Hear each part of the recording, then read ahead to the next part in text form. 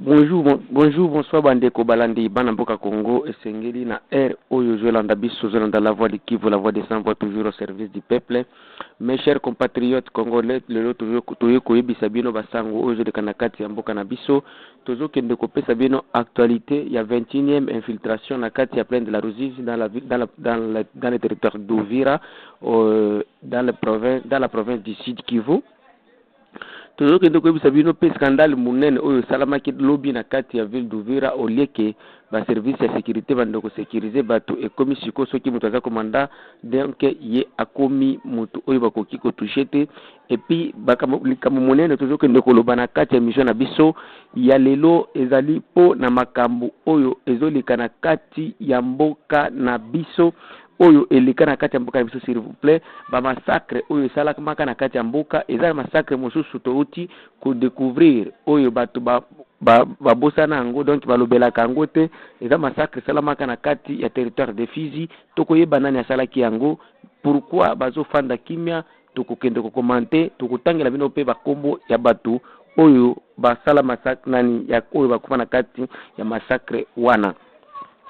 Mes chers compatriotes, mes chers frères, mes chers sœurs, tozali le 15 mars 2021. Landa biso eza bino la voix de Kivu, la voix de sans voix. Ceux qui olingi contacter biso ezali okoki ko contacter biso na numéro na biso ya WhatsApp eza plus 243 85 8808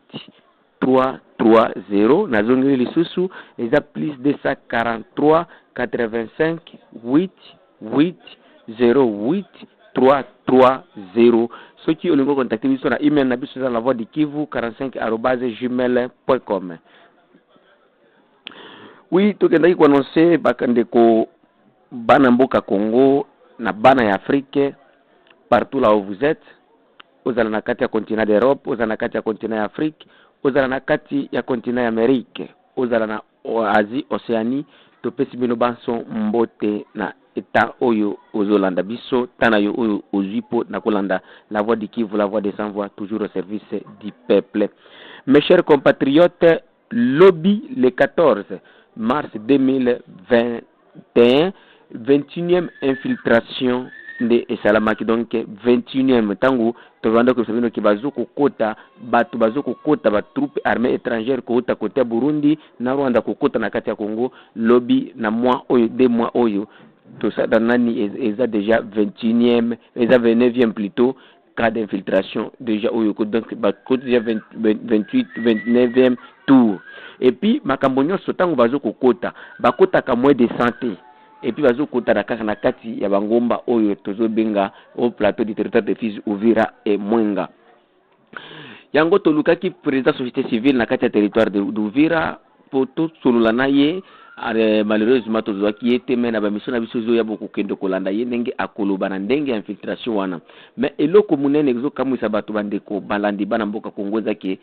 Congo tango ba infiltration zu salama bato bazo dénoncer ata mutu moko te azokozwa ke initiative ou gouvernement lo bakeno to landa sikoyo pourquoi ba infiltration wana mais toyebi déjà bandeko wa congolais olinga te information de oyo ozala membre nani ozala fana nani biso za kaka awa pour makambo ya Congo mboka était kami déjà les plans de balkanisation tout est déjà fini et tikali kaka congolais yo moko telema pona kobondela mboka kala tobanda koloba nini eza makambo na zobisa bino eza makambo na se ya mai même il y a des chefs d'état des pays voisins qui ont déjà informé quelques gens ici à l'est du pays où asola qui a la voix de Kivu na ndenge ya kuzu babisi la voix de Kivu ke mboka était kami déjà makambo esili donc etikali kaka boyebisa kaka ba mai ba telema ba kufa soki ba kokufa donc pona kobondela mboka na ndenge basala période ya AFDEL.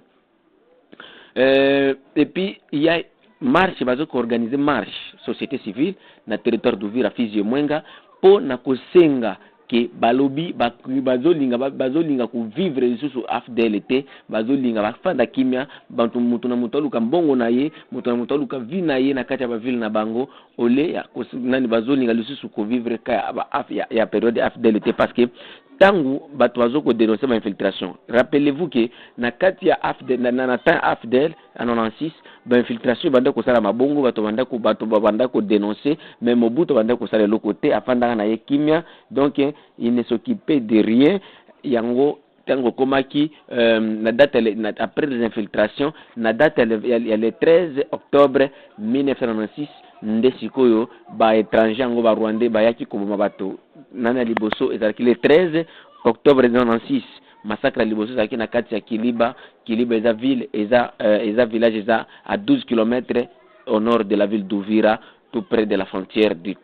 Congo et Burundi, pembeni ya forêt oyo babengaka na Burundi babengaka forêt de Rukoko et na côté ya Congo tobengaka plaine de la Ruzizi. Après infiltration wana lobby eloko sikoyo kamisi bato tangu bato yango banda kokota na kati ya mboka bandeko bamosusu bakokaki ko nager na kati ya rivière Ruzizi te 6 parmi eux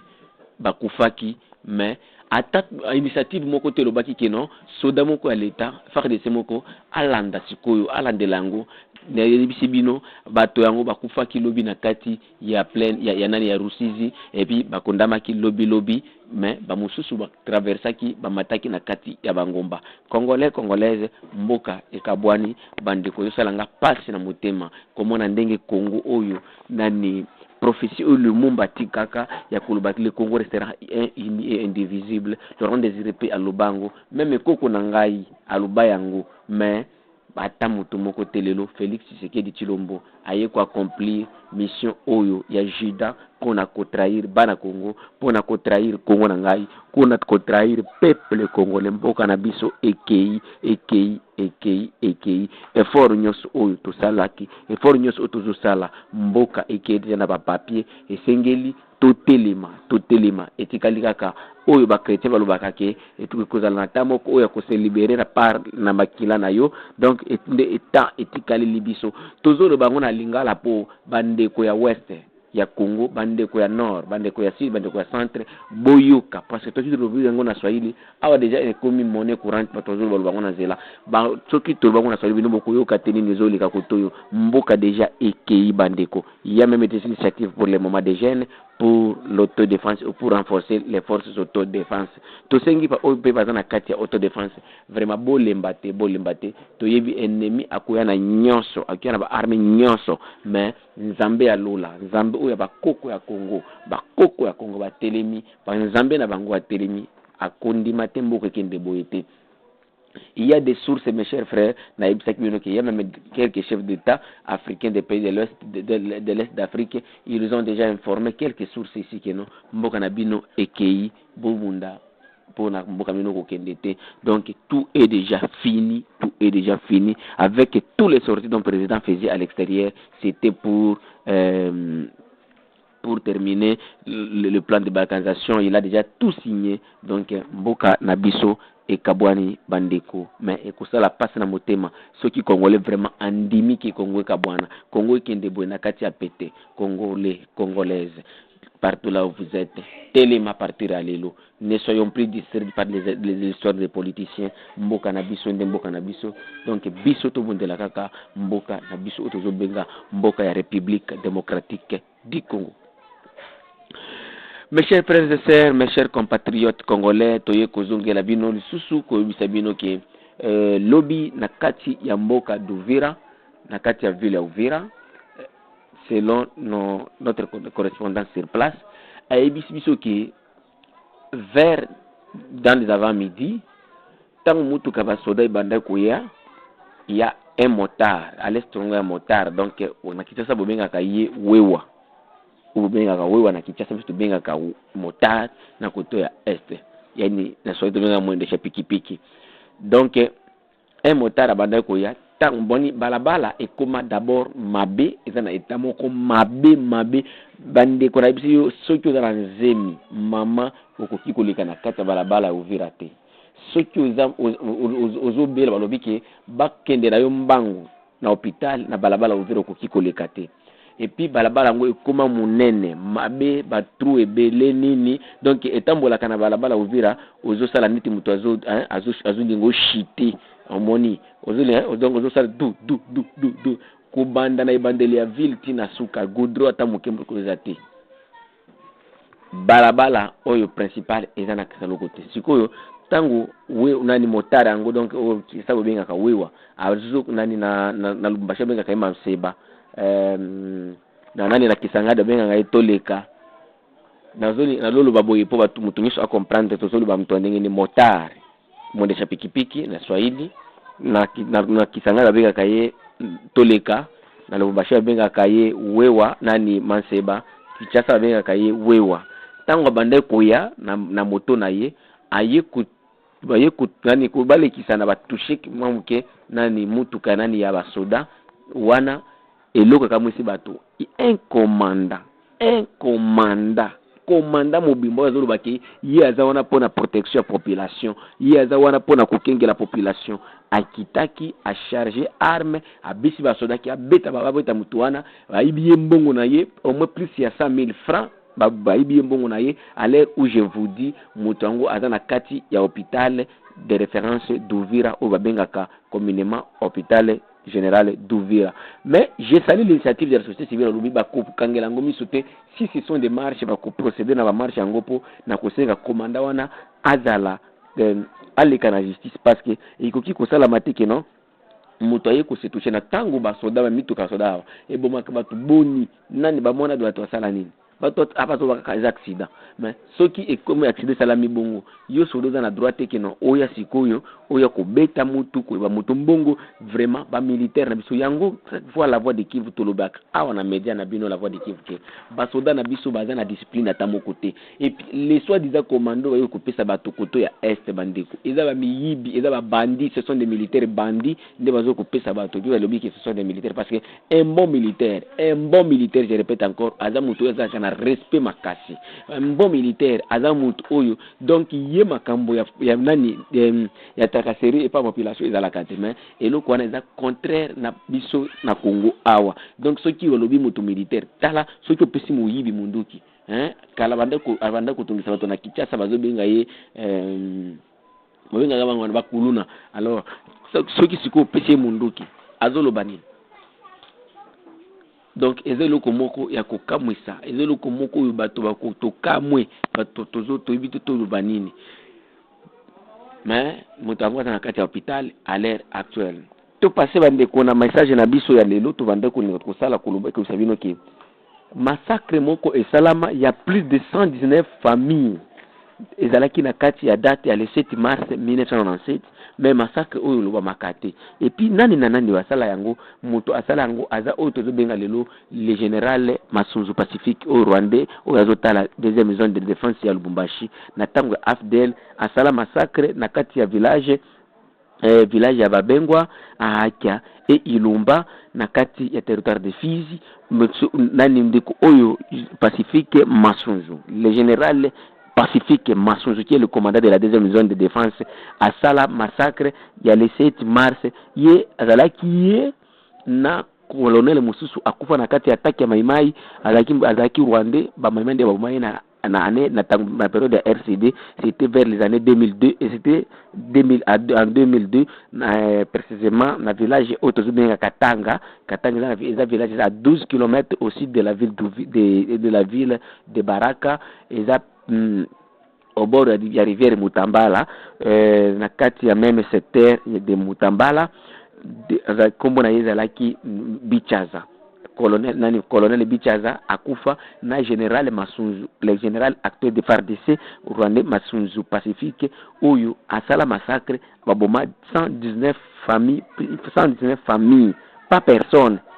119 familles na kati ya investigation na biso na kati ya au plateau du territoire de Fizi tozalaki kuna tango toleki na kati ya mboka babengwa population lobi la voix du Kivu la voix des sans voix to sepeli na ndenge boye koleka la biso na kati ya village tozo ko banga tokoki koloba te tokoki kotinda message pa mutu te mais ndenge yo oza bino boza mongongo ya biso banani ba peuple bino boza la voix des sans voix bokende bolobela biso tozo senga justice et salama na pas mutu oyo Masunzu azala traduire na justice les Rwandais Pacifique Masunzu et puis voyez bien que non il y a des rumeurs que azoninga asala pe défection yango population ko to lobi to ko fanda kimete peut-être azolinga luso aya kosala massacre mususu oya salira biso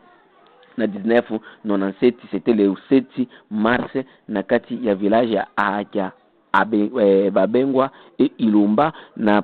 ezalaki Pacifique Masunzu na colonel Bichaza oyo akufa na 2022. Pacifique Masunzu nde azate général pour le moment. Tozo kende kotanga kombo non pardon ya batu oyo ba famille oyo ekufa, donc tozo kende kotanga ba kombo ya ba chef de famille, donc famille telle famille telle famille telle famille telle famille telle nde batu bakufa na kati ya massacre dans kati ya 3 villages oyo na date ya le 7 mars 1997 tokei hein.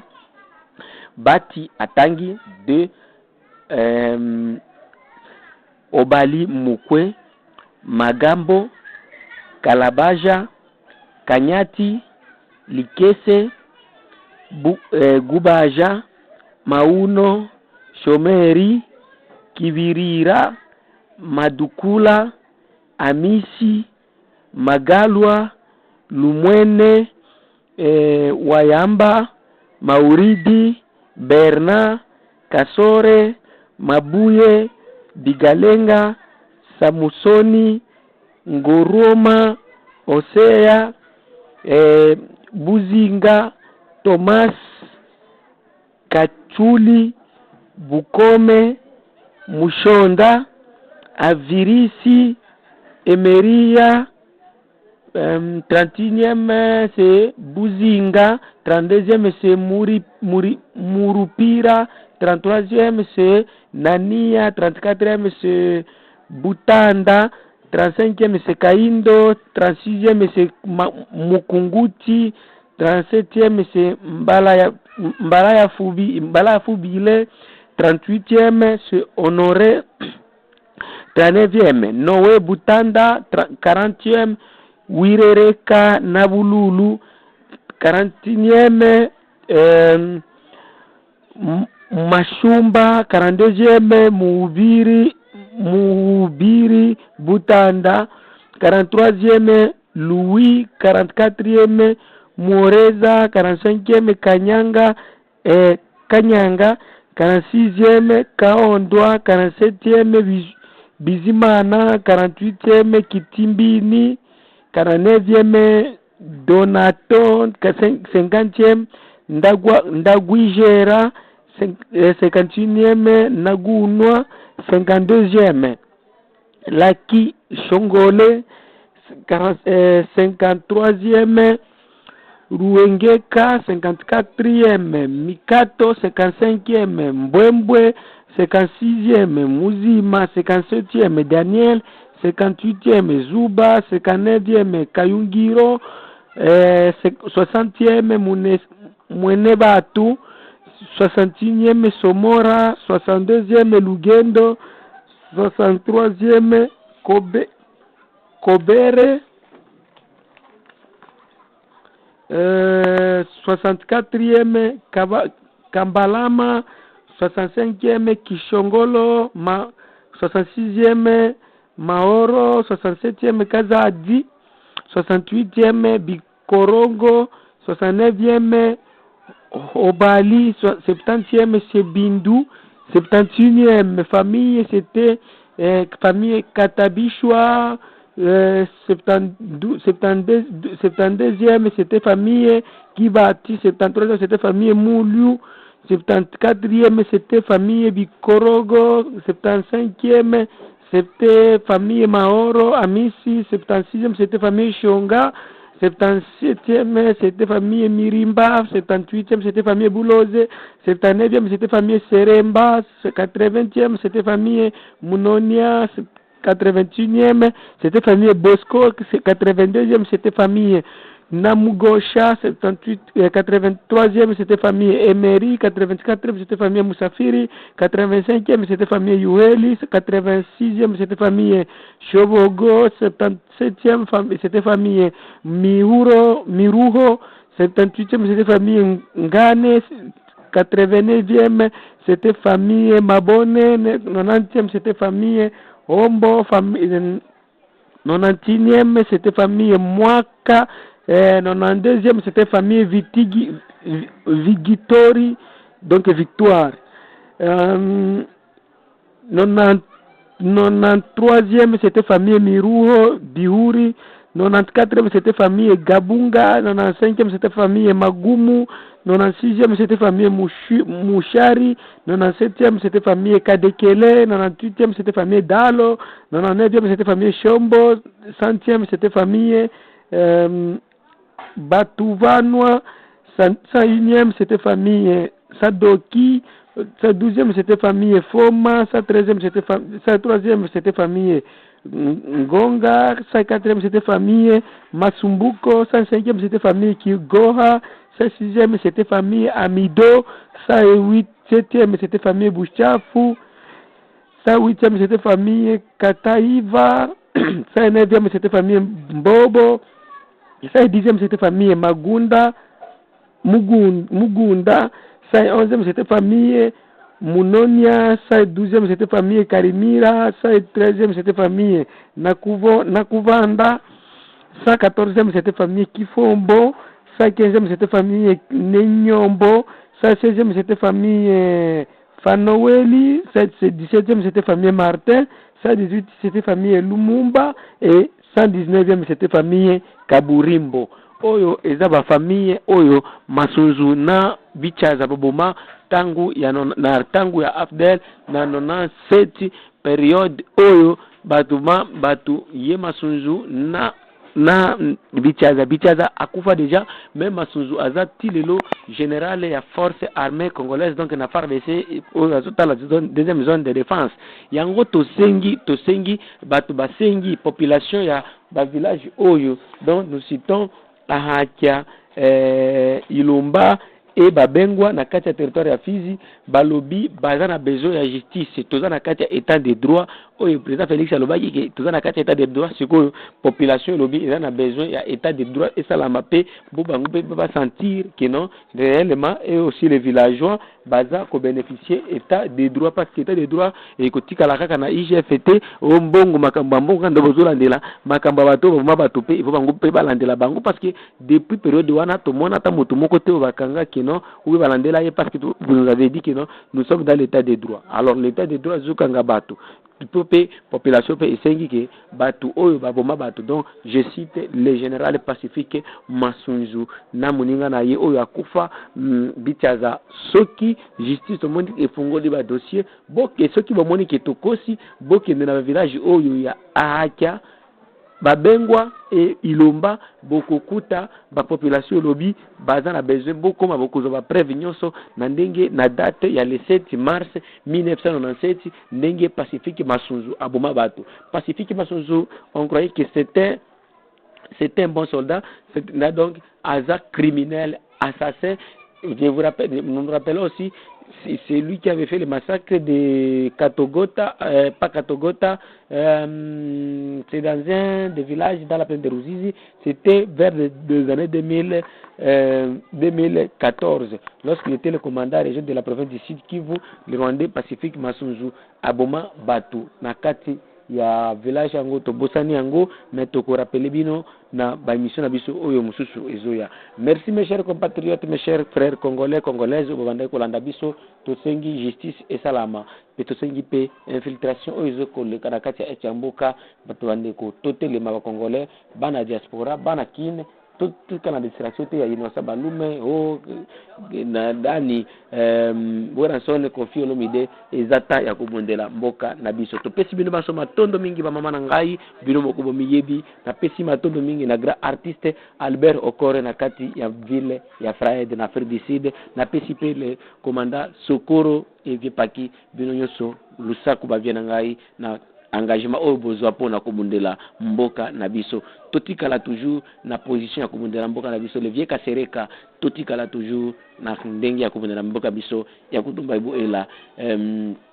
René Tongwa